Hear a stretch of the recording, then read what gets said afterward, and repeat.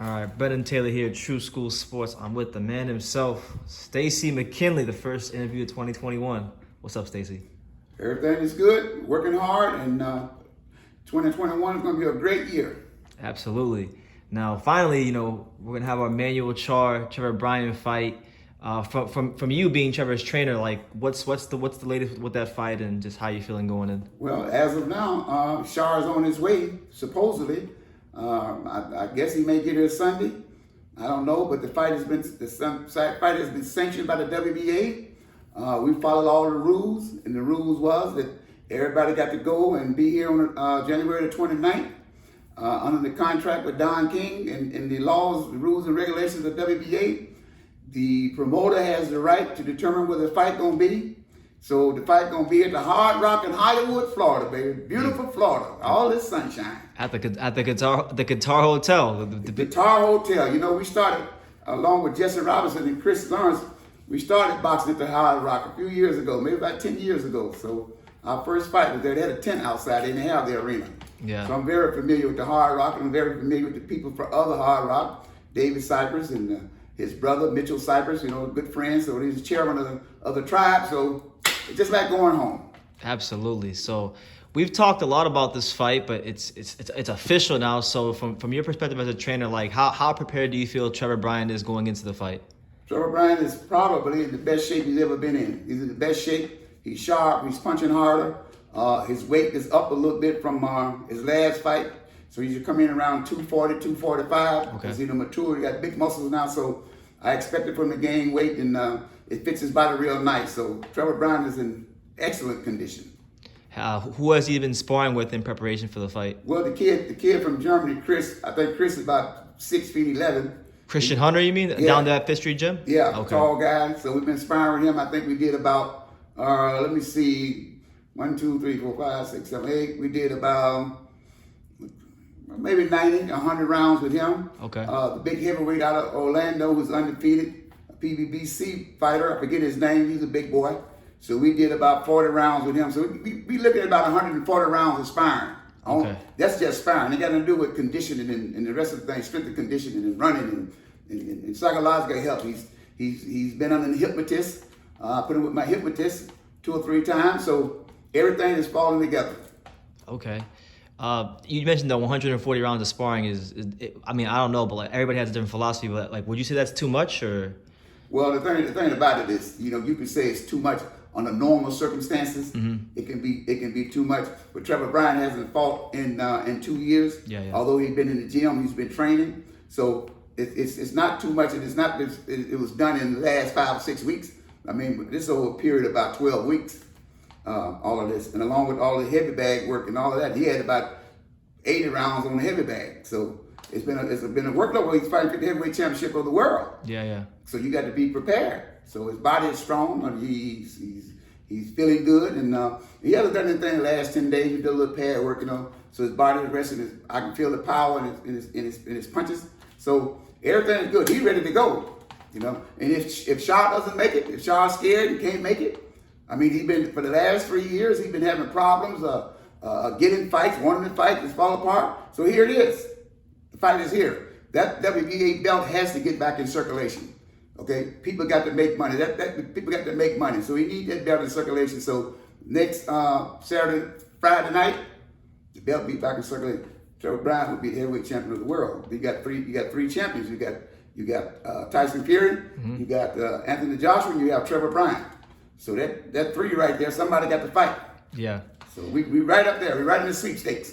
I spoke to you on the phone and about a week ago, and you were telling me about how the secondary title, the interim title that they're fighting for, how it has a lot of history, and you kind of wanted to give me a rundown on the history of that particular title. It's just like Nancy Pelosi said the other day in the paper. She said, "Words does matter. Words has meaning." So personally, I get offended when they say secondary. Now, if they say the regular title, then that's fine. But you guys with all this fake news, you call it secondary title. It can't be the secondary title because it was the first title. And you look at the guys like Joe Louis, Muhammad Ali, Rocky Marciano, Joe Frazier. All these guys have held that title. That title has history. That particular title we fighting for has all the boxing history. I understand if you got multiple titles, then they call you a super champion. I understand that. I respect that, and I'm going to continue to respect it. But let's go to the real title, the title that has all the history behind it. The Joe Frazier's fights, even the Mike Tyson fights, WBA, all the history. You know, that's just like saying, okay, we're gonna forget about all the history in Mississippi, wipe it out, we're gonna start all over. Ain't gonna be no cotton fields and corn fields and all that. So it's the history. You cannot change history. So I think that title is not the secondary. I think it's the regular title. It's a title that everybody fought for, and so we're gonna respect that, and we're gonna go from there. Okay. Well, you said earlier, like, if he wins, you know, he's in line to potentially fight maybe like Anthony Joshua next. And how do you like you said he's done 140 rounds of sparring, so I would assume he's very sharp. His weight is good. He's matured as a heavyweight. Right. Do you feel he's more prepared for a Joshua fight now than he was about a year ago, 2 years ago? Well, it's very hard to say. It's very hard to say because definitely he got a year ago. He might not have done as many rounds, but he was still be in tip-top condition. It's one thing about Trevor Bryan. Most fighters fall apart if they don't fight. You got to understand, we had it ready to go and the pandemic come along. So they knocked it out about 7-8 months, okay? Before then, this guy was going to fight, this guy was going to fight. I understand Charr. I understand why he doesn't want to fight Trevor Bryan. I understand because he's sitting on that belt and you want to get paid a lot of money for that belt. Now, he tried to fight Fury.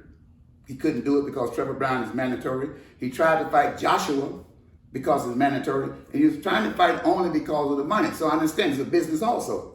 But you have to realize that in order for you to do that, you got to maintain that championship. And to do that, you got to fight Trevor Bryan because that's the law. That's the rules. He's the interim champion and he's mandatory. So I understand Charr. But Charr better come in here and try to get this money and try to hold on to this belt if he wants to. If not, we still fighting. Trevor Bryan's still going to fight January the 29th. Absolutely.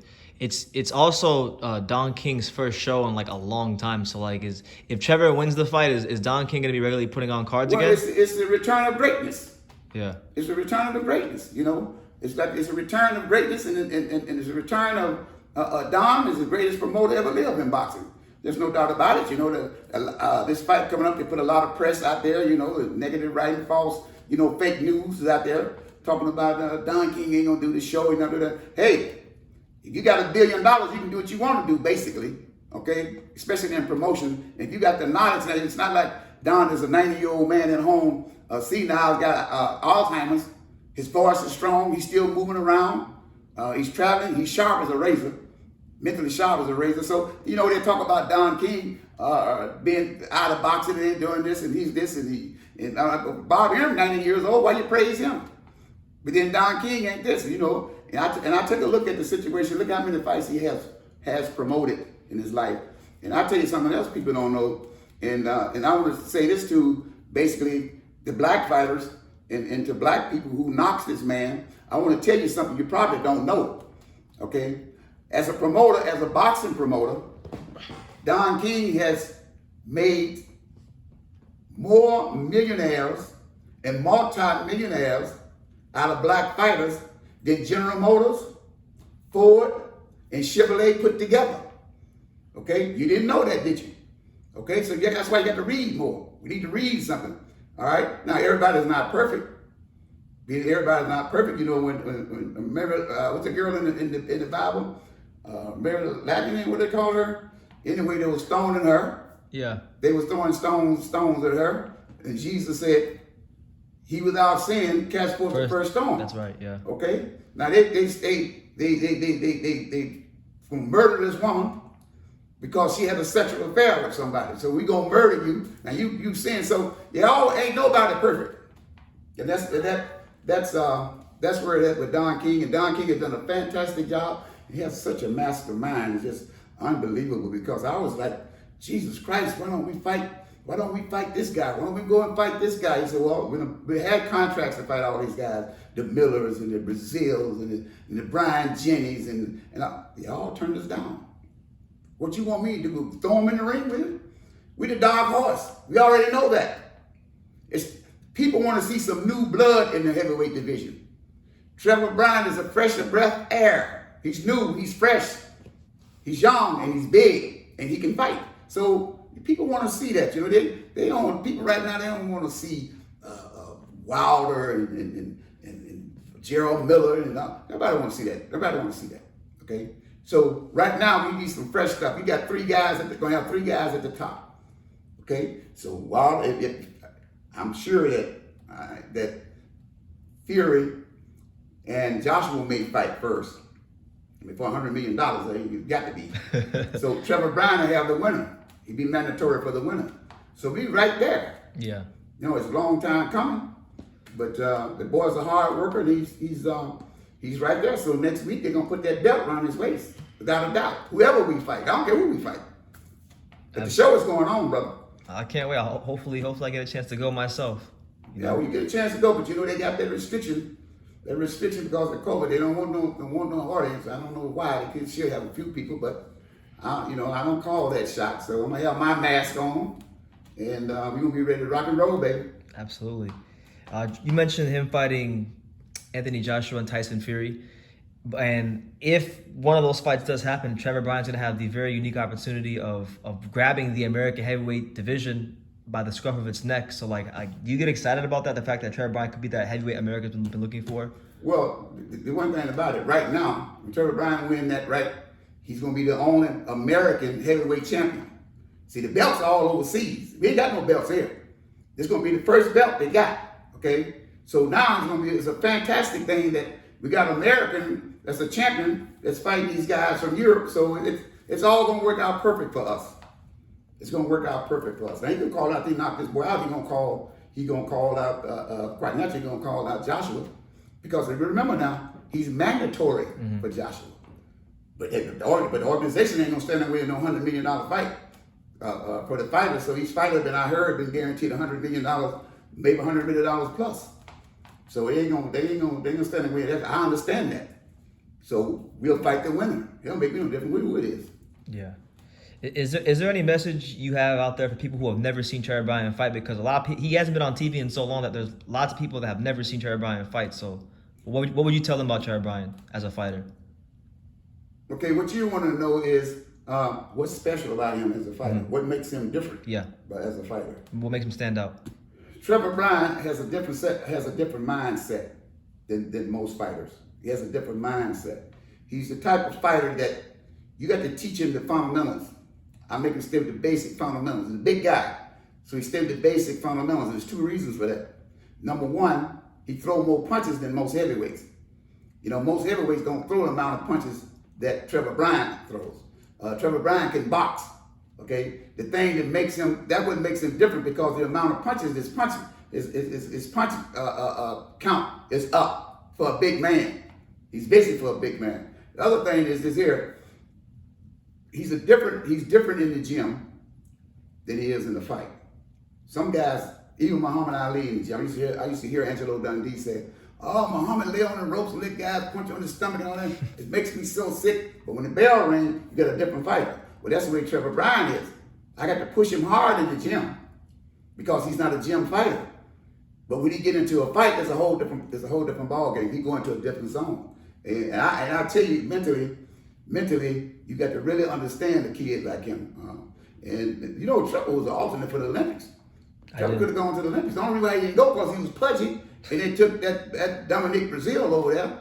You know, we ain't gonna do nothing. But it's not like Trevor Bryan was an amateur wasn't a top flight amateur. He's gonna go into the Olympics. So you're dealing with talent, and I knew I was dealing with talent. But I also know that he's the type of kid that you got to get him in shape, boom, boom, boom, boom. He has his own mind when he's in that ring. He has his own mind when he's performing in that ring, okay? There's a few things you can tell him in the ring to adjust that he'll do, but for overall, he's like a fighting machine. He's on his own. Yeah. You really can't direct him because that's the way he is. I'll give you an example. Okay. I say, jab, left hook, right hand, 2 shots to the body. Okay? He gonna go jab, 2 shots to the body, left hook, right hand. See? That's where his mind works. Because he see things quick. And you trying to control it, you can't control him. That's the same thing they did with Shannon Briggs. Shannon Briggs had the same talent, but they locked him up. You can't lock him up. I heard Angelo Dundee say that when he first got with Muhammad Ali, that Ali like to bounce around the ring with his hands down, and he's son, you got to keep your hands up, more or less like the traditional style of boxing, like Joe Louis. So he tried to get Muhammad to do that, but he noticed that when he does that, he got hit a lot. Okay, so he said, okay, do it the way you want to do it. Okay, now that was natural ability. He tried to control something, mind that was light years ahead of his. So the same thing with Trevor. I could get him in shape, I could show him all these different combinations, but it's hard to call him for him because his mind is so fast. So those are the things that makes him different. And the point, and the fact that he can take a good shot. He's a pretty decent puncher. He's a good puncher, but he put 2 or 3 together, he'll get you out of there. So it's and I know you said he fought this guy with a bad record. He fought the same guy 3 times. I forgot his name, but fought a guy 3 times, the same guy 3 times. Let me explain something to you. A fighter don't have to fight until he get to the title. Now he got to fight. Then he got to maintain the title. He has to fight.